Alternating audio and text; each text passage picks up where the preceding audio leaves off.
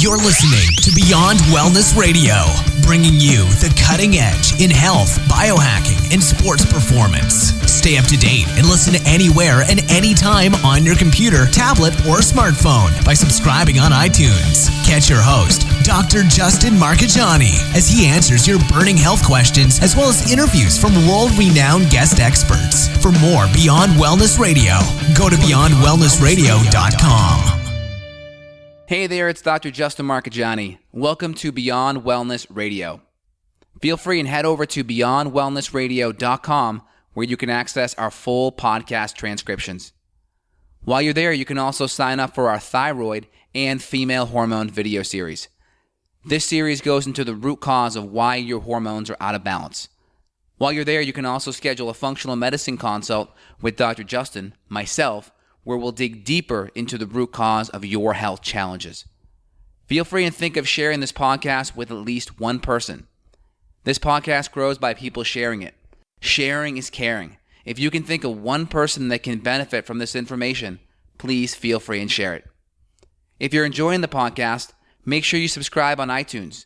You can also click below the video or podcast where you'll see the iTunes review button and leave us a review. You can also sign up for the newsletter at beyondwellnessradio.com where you'll get updates before anyone else. Thank you so much and enjoy the show. Hey guys, it's Dr. Justin Marcagiani. Welcome to today's podcast. Congratulations to Tom Brady and the New England Patriots. Well, not really a great game on the offensive side, great defensive game. 6th Super Bowl victory for Tom. Again, I did a podcast on Tom's performance secrets 2 weeks ago, which become even more pertinent today. Based off of his victory. He's officially the GOAT, greatest of all time. So really good to go back and revisit that podcast.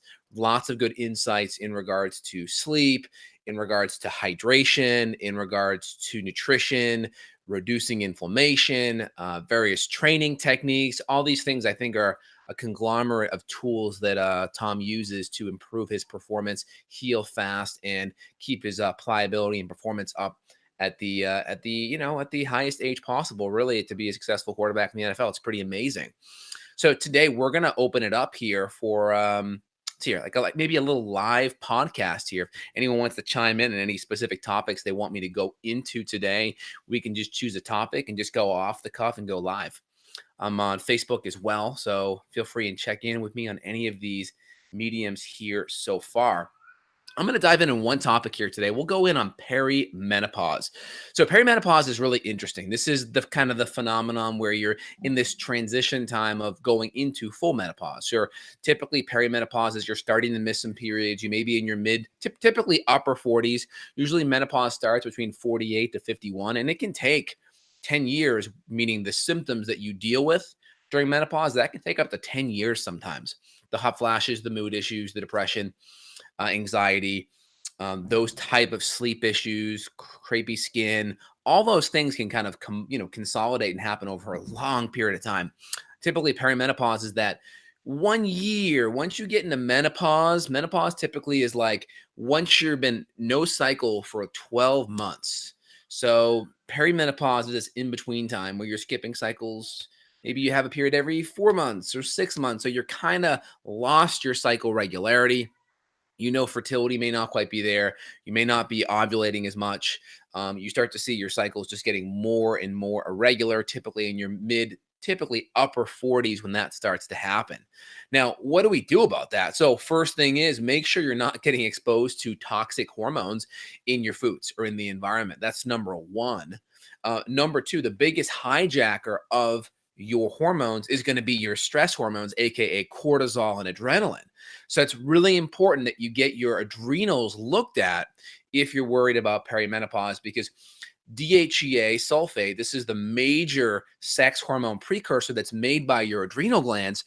This is actually coming from your adrenals, and it's a precursor to make more estriol in women. It can go more testosterone in men. But estriol is that predominant estrogen that you're going to have when you start becoming more menopausal. Typically, when you're cycling and fertile, it's more estradiol, E2. The di is kind of right 2. And then estriol, or the TRI, that prefix for 3.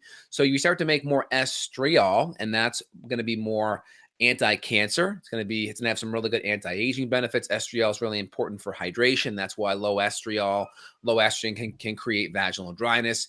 It's also really good anti-inflammatory, and it really helps with brain inflammation. This is why a lot of mood issues and brain fog and cognitive issues start as you become more and more perimenopausal into menopause. So we have to look at the adrenal glands. That's number one, because the adrenals make this DHEA. Also, cortisol hijacks your hormones. Cortisol increases blood sugar. It also decreases protein synthesis, meaning you have less protein going to build up your brain chemicals and build up your muscle tissue. And that protein is primarily running through gluconeogenesis, where it's shredding up that protein and making more glucose out of it. That's what stress does.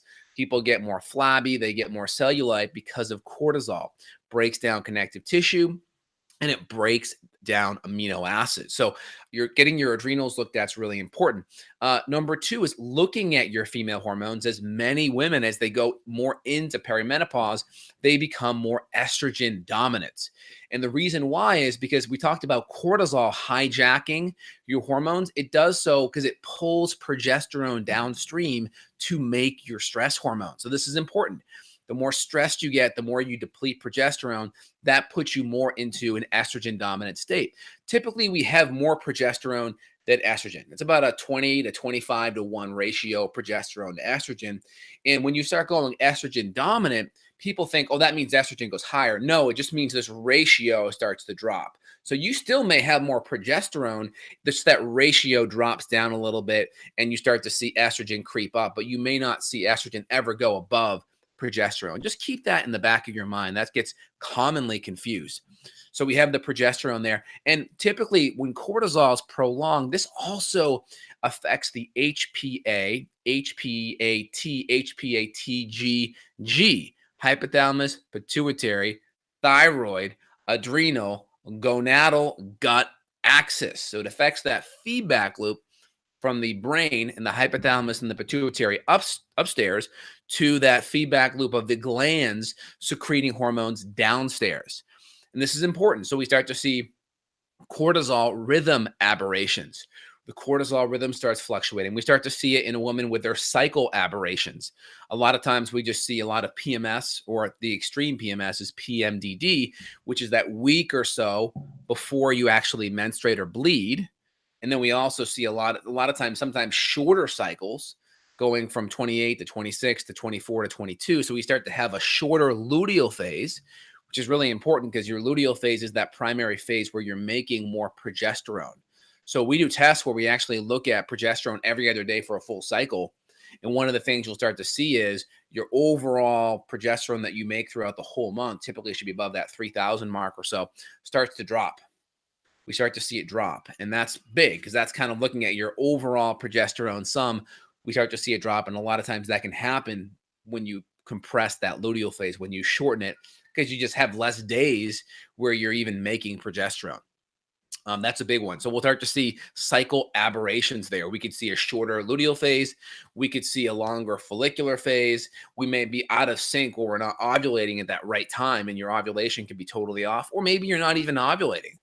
Because, to have that good ovulation signal, we need a rise in estrogen followed by a rise in progesterone, and then an estrogen kind of pitters out while progesterone stays high and drops. This is kind of our typical rhythm and how women's cycle works. So just kind of first thing that happens, let's go to kind of Hormone Physiology 101. So we start off by menstruating. That menstruation is typically signaled by a drop in progesterone and estrogen. First thing, progesterone and estrogen drop. That's step one. Two, menstruation happens after that. That's the shedding of the uterine lining. We want brighter blood that's more oxygenated, more fresh. If we're starting to see browner, thicker, kind of clottier stuff, it just could be the uterine lining from previous cycles that didn't flush out. So one, drop in progesterone, estrogen. Two, menstruation. That's going to happen for a few days. Anywhere between 3 to 7 days. Okay. We don't want to go more than 3 to 4 tampons per day on average for our average high, because if not, we lose too much blood. We go hemorrhagic and we go anemic because of that. Step two is FSH starts to increase. FSH is our brain hormone, follicle stimulating hormone. That FSH starts to make the follicle grow a little bit. That follicle starts to produce estrogen. Estrogen starts to rise. All right. As the estrogen starts to rise, that starts to signal luteinizing hormone, which is our other brain hormone that talks to our ovaries. And then progesterone starts to rise typically around day 12 to 13 after that. So here we are at day 12 or 13. Estrogen's kind of topped out. That signals LH. Then we have progesterone going up like this. So progesterone's going up. And then at some point, estrogen starts to fall again. Progesterone stays up. And then around day 28, they crash together, and that signals the whole entire step again. So drop in estrogen, progesterone, signals bleeding, FSH increases, FSH creates more estrogen creates more LH creates progesterone, estrogen starts to drop, progesterone stays high, estrogen and progesterone drop, and then signal bleeding at the end. So that's kind of the general cycle physiology 101. Most people are clueless about that. When I talk to a woman, I say, hey, how long is your cycle? The biggest kind of common misconception, oh, it's 3 days or it's 7 days. I'm like, no, not your menstruation, your full cycle. Your cycle is from day one, first day of bleeding, to the next day one, typically 28 days later. Most people get that confused. Your cycle is your full hormonal rhythm, day one to day one. How much you menstruate is going to be your bleeding, your period time, so to speak. Hope that helps. That's a common misconception. All right, so we talked about adrenals. We talked about our female hormone cycle.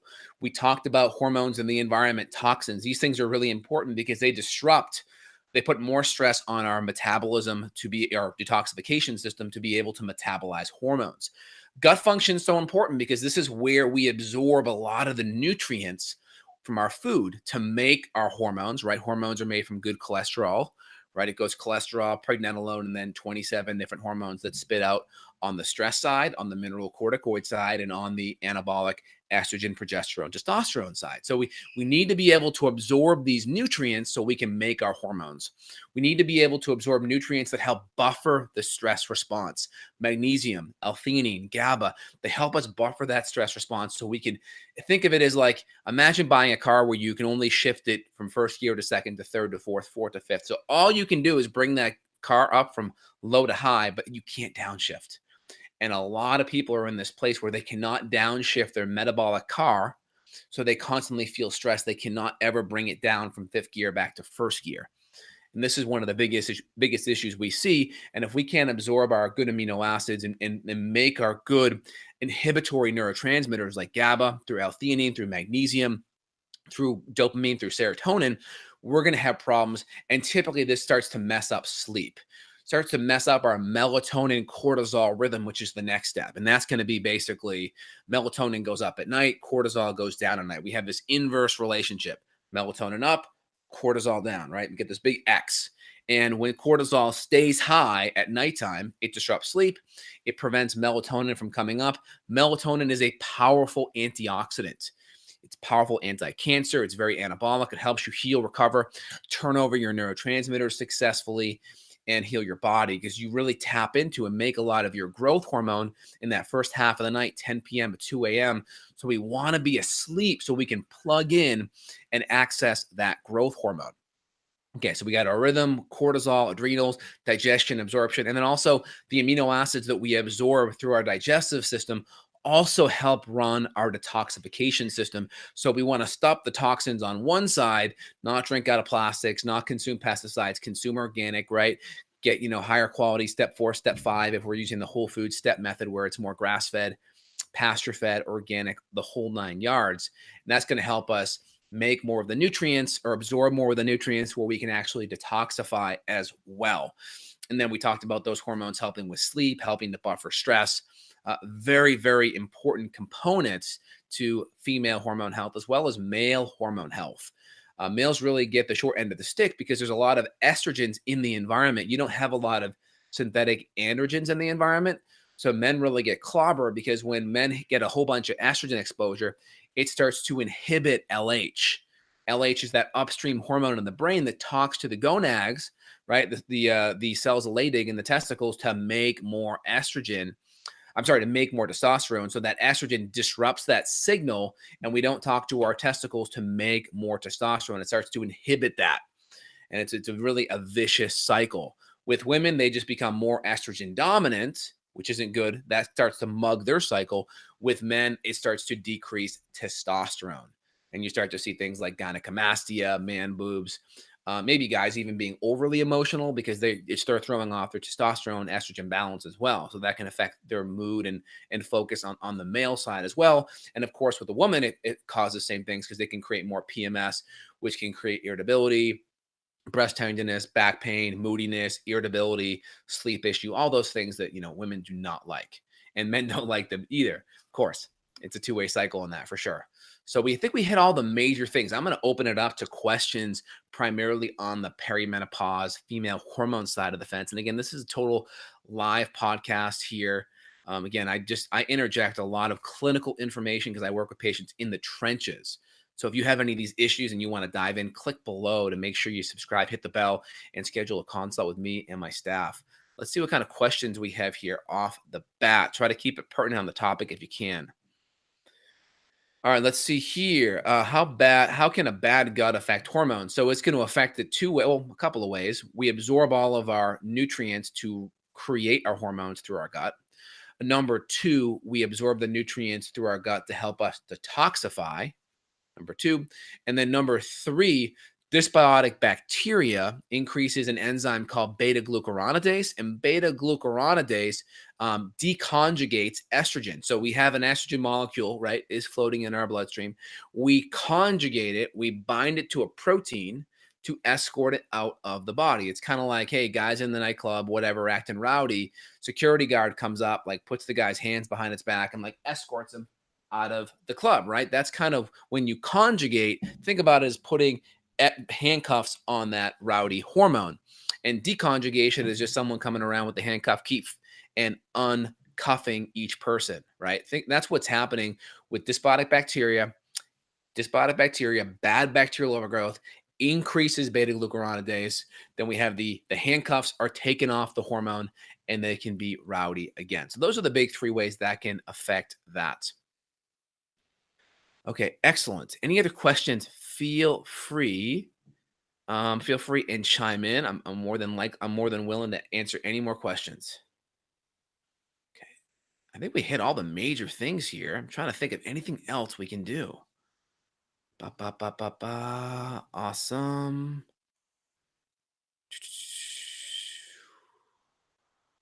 Okay, what's a good mindset to have when you are feeling horrible in a Crohn's flare up right now? So obviously, gut issues can affect hormone health too, right? So the question is, how did it happen? I want to feel like I'm in control of the vicious cycle. I want to know what the heck happened. So I want to look back and at least gain control over how I got into this flare up. That'd be the first thing I want to know. And the second thing is, what actions are you going to take to get out of that flare up? So feel free and check out my video 2 to 3 weeks ago on how to, reverse an autoimmune flare. Take a look at that video. I go over a lot of good steps that are needed to be addressed. Is fatty liver curable? What supplements would you recommend to help? So yeah, it is. I mean, it's typically going to be a combination of insulin resistance, and insulin resistance has a major effect on female hormones. How? Because high amounts of insulin are going to upregulate specific enzymes that can increase androgens in women. So that can really throw off androgens. And then, of course, high amounts of androgens can mess up prolactin, and prolactin can screw up estrogen and progesterone, right? So this is a really, concerning thing. So high fructose, corn syrup, insulin resistance are going to be the big things that are going to cause that. Thoughts on IF and regaining cycles, avoiding IF until cycle returns. So typically what I would recommend is that you do not engage in any intermittent fasting until you get your hormones back and under control. Not eating foods for long periods of time can actually be a stressor on your hormones, because we need nutrition to run our metabolic systems. But if you are more stressed, it may be too much stress on your body avoiding these foods, these nutrients, because then longer periods of time may cause your adrenals to make more cortisol and adrenaline and gluconeogenesis to regulate your blood sugar. The more stressed you're at, the better you're going to. So the more stressed you are, the more gluconeogenesis, the more you're going to rely on other hormones to pick up your blood sugar. If those hormonal systems are weaker, you're essentially going to need more of those other systems to pick it up. Now, by eating and stabilizing your blood sugar, that's going to take stress off those hormonal systems that are weaker and give them a chance to get stronger. It's kind of the equivalent of you break your ankle, you walk around on crutches for a bit. The goal of walking around on crutches is going to be to take weight off your ankle so it can heal. All right, excellent. Very good. Can low progesterone in ladies cause low libido? It definitely can. Low progesterone can definitely cause low libido in ladies. A lot of times it's just the estrogen dominance that starts to pick up that can be the big issue. Samuel writes in, "Hey doc, been drinking a little more alcohol recently due to football games and hunting season. Seems to have messed up my circadian rhythm a bit. What would you recommend for a reset?" More than likely, I would just stop with the alcohol, cut it down a bit. You could do more vitamin C and more sulfur amino acids to help your body heal. Excellent.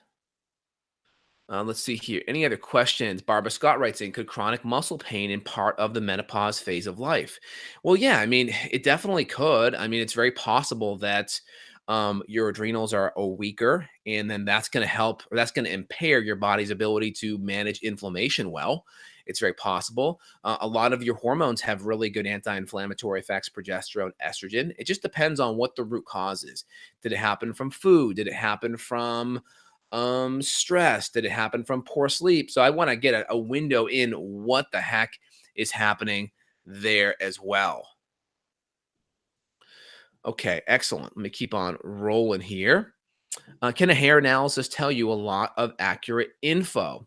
I think a hair analysis can potentially give you some good info. The problem is it's all downstream information because all those nutrients that get into your hair, they have to come in through the gut. So if you have impaired gut issues, that's going to affect what's in the hair. So people are looking at the hair, they're looking at all these different mineral ratios in the hair. But if we have a gut issue, I consider that to be a lot more upstream. What's the best way to balance out estrogen and progesterone in ladies? So, off the bat, you got to look at what the underlying reason is. Is there toxicity issues? Number one. Is there absorption issues in the gut? Number two. What's your adrenal strength at? Number three. How's your hormonal rhythm? Number four. And then I'd also want to look at just exposure to conventional hormones in the food. Those are all going to be big ones there off the bat.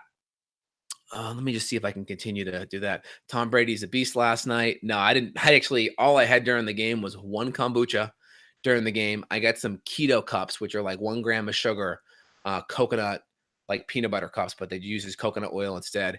And then I had a pizza, which was a cauliflower crusted, and then I used the Dia almond cheese. So that was the big one that I had there. What would you recommend to naturally treat sinus headaches brought on by a cold? So if you go to my site and look at recommended products, justinhealth.com/shop, and then you look at recommended products, I have a couple of links to Amazon products that I like for that.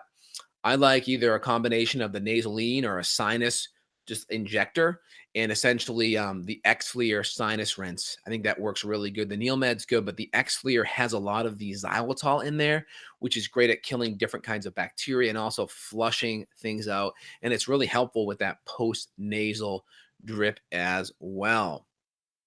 I think we hit a lot of good things here. Jack Attack writes in, how do you feel about citrus pectin? Well, in the context of hormones and perimenopause, it's really good at binding up a lot of these metabolized hormones that may have a problem getting escorted out. And it kind of puts the handcuff back on these hormones to help it escort outside of the body. So I think it really helps with detoxification of hormones. Thanks, Jack. Appreciate it. I'm an active 30-year-old male on a paleo diet, suffering from bloating, loose stools. Every morning, I find myself wanting to eat more starchy vegetables for energy. Yeah, so I mean, that's kind of a broad statement, but in general, I would look at the gut and figure out what the next step is there, because the gut needs to be addressed. Okay, try to keep all questions related to the topic of perimenopause. That would be super helpful for me so I know what's going on. Okay, very good. Anything else, guys? What else is going on? What cauliflower crust pizza did you do? There's a local place by my house that does an organic cauliflower crusted pizza. I'm not sure the actual brand. And I did the diet cheese. So it's kind of lower carb too, which is nice. So I don't get a bunch of the carbs either. I feel pretty good afterwards too, which is nice. All right, guys, hope everything's going well. Make sure you guys subscribe over to my Thyroid Reset Summit, thyroidresetsummit.com. We're going live in a month. We got a whole bunch of free stuff I'm giving out as well. I'm giving out the first like 25% of my thyroid book. So I'm really excited for that to get out. Hopefully it'll provide a lot of great information. Everything I try to put out there, I want it to be action oriented so you guys can use it to actually start getting better. I help more people through my content than I actually do in person. Obviously, having a personal relationship, you can't substitute that, but this is a great way to get good information out to people here. So make sure you sign up. Best lab to discern HA versus early menopause. Can you define what HA is? I'm not sure. I mean, it's probably something very common. Give me what that meaning is there. What's the difference between ox bile and bile used by conventional docs? I think you mean ursa. I'm not sure how to pronounce that. Ursa deoxycholic acid. So typically, a lot of ox bile is typically used as a bile salt supplementation, where they take it from oxes or I think bovine sources. It sounds like, and they're using that supplement wise. Now, my line and Liver Supreme, we will use bile salts. We will use beetroots. We will use fringe tree or artichoke, things that are really supportive for the liver, supportive for the gallbladder, thinning out the bile, and then will also help provide extra bile as well. Because if we can't break down our fats, typically we're going to have a hard time breaking down our cholesterol, right? And if we can't break down our cholesterol, that's going to really hurt our hormones. So this is a really important question, because if you're dealing with perimenopause, this may significantly affect your hormones not being able to break down good quality fats.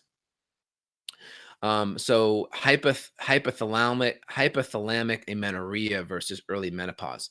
Okay, so amenorrhea. So amenorrhea is like you're still in that cycling age.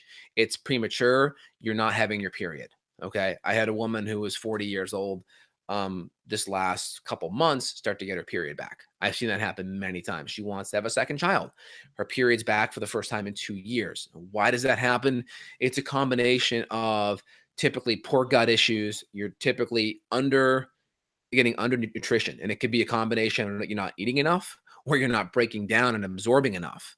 And then of course, all of the hormonal stress that compound from that, because of course that creates adrenal issues, and that creates female hormone issues, and that creates detoxification issues, because if you don't absorb, then you can't put the nutrients in and run our detoxification systems as well. So best labs to discern that, I mean, you want to run a high quality month-long test. And I'd also want to run some blood work and also some adrenal testing as well. So you'd want to dig in, find a good functional medicine doc to get that set up for you. Oh, great to hear, Irma. Glad you're registered. Awesome. Another great question just came in here. I'm trying to keep it to the female hormones today, guys. If I see anything remotely sad or happy, tears, is that an estrogen issue? Will that affect gut health? So it's hard to say. Is this a guy asking this question or a female? But yeah, definitely hormone imbalances can affect the emotions. And, you're going to be looking for that change in emotions. Maybe more emotional is typically what you're going to see. But yeah, that can definitely have major effects on your emotions as well. Nora writes in, hey, Nora, I got acne around my jaw since June 2018. Last consult, you asked if I started doing anything different around that time, but I didn't recall. Later, I found out I reintroduced some thyroid supports for hypothyroidism around that time. Since tests show no more hypothyroidism now, is it okay to stop the thyroid balance? So in general, Nora, we'd want to make sure that we're testing your hormones on the thyroid side. And as we're dropping that down, we'd want to make sure that your TSH stays within a good functional range, as well as your hormones stay in a functional range. So it's not something you want to just drop out by itself.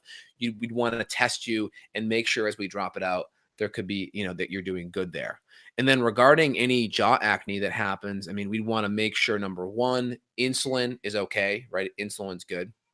Because if you're doing too much insulin, that's going to drive more androgens, and then that's going to activate the sebaceous glands to make more oil, and that can cause the acne. So we want to make sure insulin's good, want to make sure detoxification is really good. So if we need to add in more sulfur amino acids and detoxifying support to run those systems, that's good. Number three, potentially various fibers to help bind up some of this junk so it gets escorted out your gut better.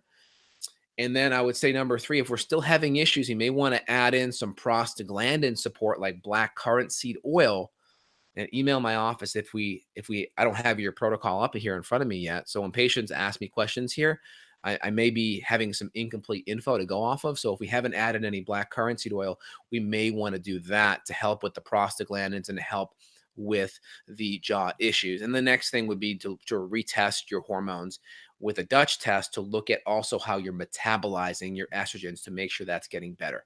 But don't adjust anything until we chat. Yeah, Vitex is going to be a great hormone or a great herbal support, aka chase tree, that's going to be really good at helping progesterone balancing for sure. Really good. After getting through menopause, is wanting to stay on additional hormone help continue through life? It really depends. So, what I recommend is get all your hormone symptoms under control. Number one, test your hormones, make sure your adrenals and your female hormones are relatively good from lab testing standpoint based on your age. And then I recommend gently tapering down your hormones and seeing how well you do. See if you can keep your symptoms, your menopausal symptoms under control. You're sleeping good, your mood's good, vaginal dryness is okay, brain fog's good. And if you can maintain that benefit while dropping that bioidentical hormone support, that may be an option. But Barb, we'd have to deal with that at a consult and continue to monitor that and keep that dialogue going. But that's a great question.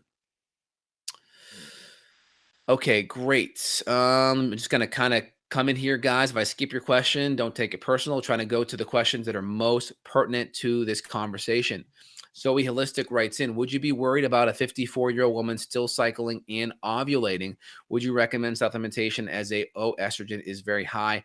It just depends. If you're 54 and you're still cycling and the cycle's relatively stable in length and PMS wise, I wouldn't be too worried. I want to know more about your parents. And is this something that your sisters or aunts and or mom went through as well, or grandparents went through? I want to know a little bit more about the history, and doing some testing. What I think would also be good just to see where your levels are at. So I think that's a really good thing. I typically am more concerned, Zoe, with people prematurely going into menopause.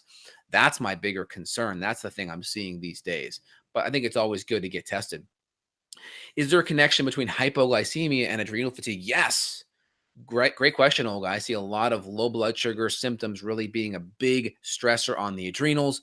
And then that can create a lot of lower progesterone issues, creates a lot of stress. I definitely see that being a concern. What's the average acceptable age for menopause? Typically 48 to 51-ish.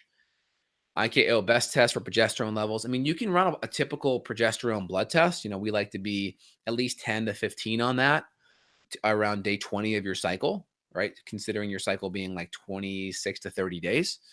And or like a good high quality Dutch complete panel that will run around day 19 to 22. Nora, you're totally welcome. So email my office if you need that black currant seed oil. I put you on 2 capsules of that twice a day if your skin is still having some issues. 2 caps twice a day. And I have a couple of recommended brands. Jessica Lynn writes in, does liquid vitamin C raise estrogen? I read studies say that there's a connection. I'm not sure that it would raise it. I typically will give vitamin C and fiber to actually help with estrogen detoxification. So I don't think it would raise it. Maybe there's some modulation effects, or it may help modulate it, but I couldn't imagine it actually raising it like taking maybe a hormone would. My kidney pain by eating honey at age 27 is a serious problem. Yeah, that's a good question. Kind of a little off topic, but in general, I would be careful with the too much fructose. Will chase tree help with progesterone? It will. It's going to help with LH, luteinizing hormone, which is going to help talk to your ovaries and that kind of female hormone area to make more progesterone. Design Level writes in, took birth control pills for 1 year for adult acne. It worked. Now I'm 37. It's creeping back around the jawline. Connection to sugar or more estrogen related or more cortisol. Also hard time sleeping. Now, again, like birth control pills can help, even though you're actually giving more estrogen with a birth control pill. It does kind of level out your hormones. So you're not getting swings.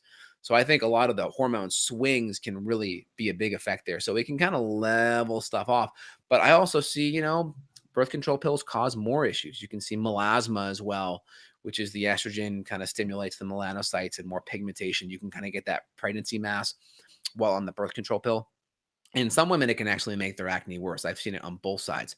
Is there a connection to sugar and more estrogen related? Yeah, there's definitely a big connection with sugar because sugar will actually increase more insulin, and insulin will create more sebum, which will cause the bacteria to feed off of your skin and create more acne.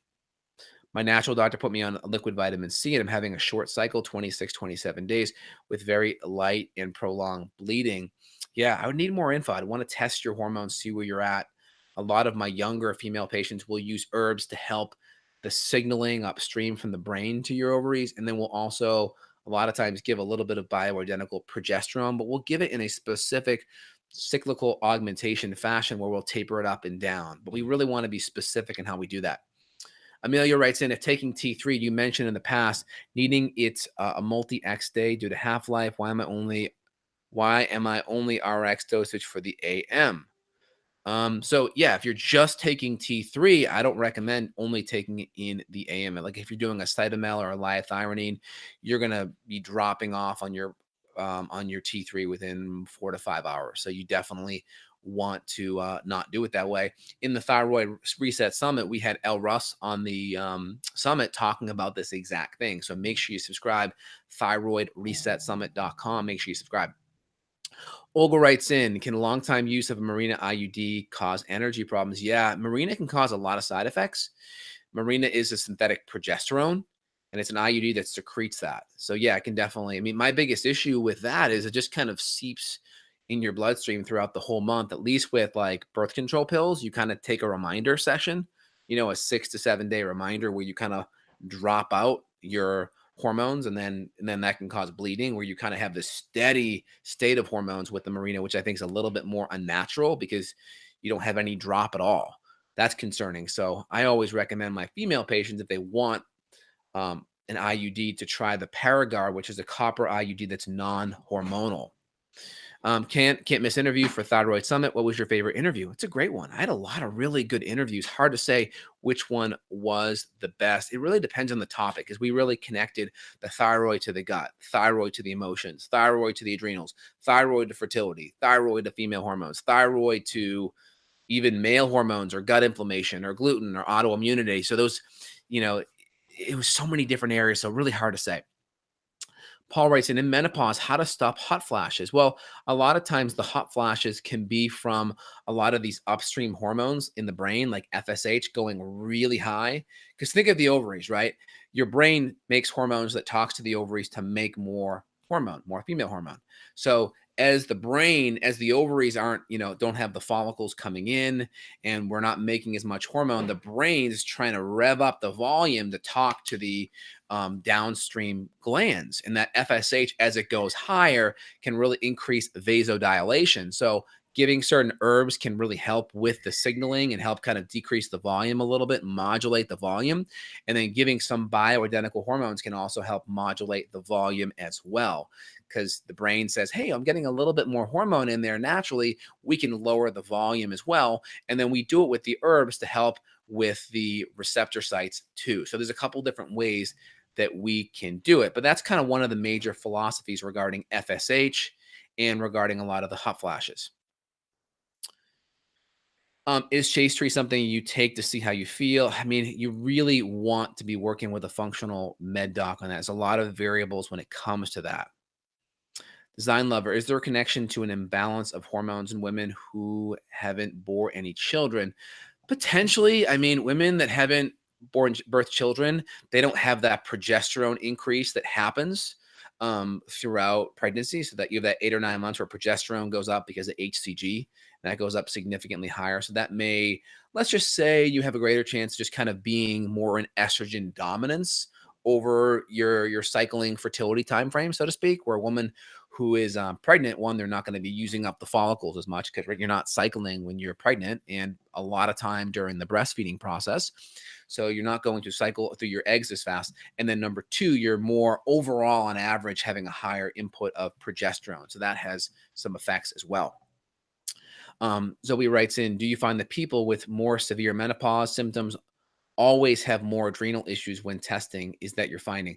I wouldn't say always, but because I'm not a big fan of absolutes, but I would say yes. I would say on average that is a significant correlation more menopausal issues have more adrenal issues, and also perimenopausal issues, more adrenal issues. And I'll even go one step further, cycling female issues, right? Definitely adrenal issues. Amelia writes in, I've heard it takes 1 month to rebalance cycle for every year you haven't had one. Yeah, that makes sense. I definitely agree with that. I mean, I typically see a major rebalancing in a woman's cycle within 6 to 12 months. And a major rebalancing, I would call that, is about a 50% improvement. All right. And then from there, we continue to compound that improvement month after month. Can someone with copper toxicity use a copper IUD? Yeah, I mean, you can just make sure you're doing extra zinc, put some extra zinc in your supplementation regime to help balance out the copper toxicity. That would be a good, helpful approach because, yeah, the Paragard is a copper IUD, and of course, that could increase your copper level. So you got to be careful with that. You got to weigh that out with your doc and to see if you really are copper sensitive. I have some patients that cannot do a Paragard copper IUD. They just can't do it. Some can do it great and they have no problem. So you really got to weigh those options out. Can perimenopause cause weight gain in the stomach? I'm 49 years old, no period for 7 months, gained 20 pounds in the stomach in the last 2 years, and I can't seem to lose it. Is it just from unbalanced hormones? So remember, a lot of adrenal issues connect to perimenopausal issues, and a lot of adrenal issues are coming from cortisol imbalances. And cortisol has a direct effect on your tummy through just cortisol itself. The stress hormones can affect the gut, and also through more sugar being released, which can have an effect on insulin, which can also affect your tummy. So adrenal issues have a major effect with cortisol and also plug in and connect to insulin as well. So great questions there. Do you think women with polymorphisms in COMT and MTHFR should not take the contraceptive pill? Controversial topic, I know. Well, in general, like COMT is like catecholamine or methyltransferase. So when you see these type of issues, you may have issues with various adrenaline and just being able to deal with stress, because these catecholamines are like, basically your stress hormones, your stress neurotransmitters. And MTHFR typically is going to have a major effect on folate and then also affect B12 and can affect methylation. So birth control pills deplete a lot of those nutrients. So yeah, I think what you're saying is a very valid topic, is those issues can really have an effect on those nutrients. So if you are taking the pill, you really want to make sure you're supplementing with extra methylating nutrients.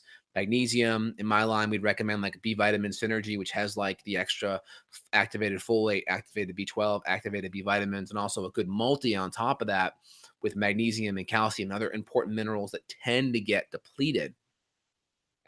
What would cause early spotting in a regular monthly cycle? It's going to be caused by typically lower progesterone or progesterone dropping out too soon in your cycle. Are there other conditions that cause hot flashes after menopause? Hard to say. I mean, you may notice issues with blood sugar. Blood sugar perturbations may be a problem. Low thyroid, you may see some issues with that, like if you have autoimmune flares on the Hashimoto side. So yeah, there's some potential connections there. Thoughts on carb cycling / keto for women with hormonal imbalances, ideal balancing diet. So a lot of women do good with keto initially because they have insulin resistance, and keto is very helpful with insulin resistance. But if your insulin resistance is dialed in and you're doing good with your blood sugar, some women start to do better as they add in a little bit of safer carbohydrate starches, squash, sweet potatoes, and they may even do better doing it cyclically. What does that mean? You're kind of lower carb keto for 2 or 3 days, and maybe you have a sweet potato for dinner with your veggies and your meat. So that, I think, is a very valid point, and I see that clinically. Let me see here. Any other questions on hormones?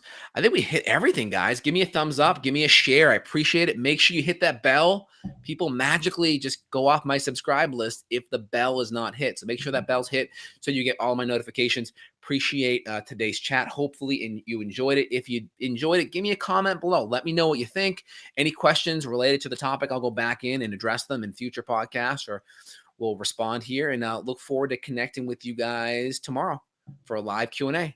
You guys have an awesome day, and go Patriots. Take care. Bye.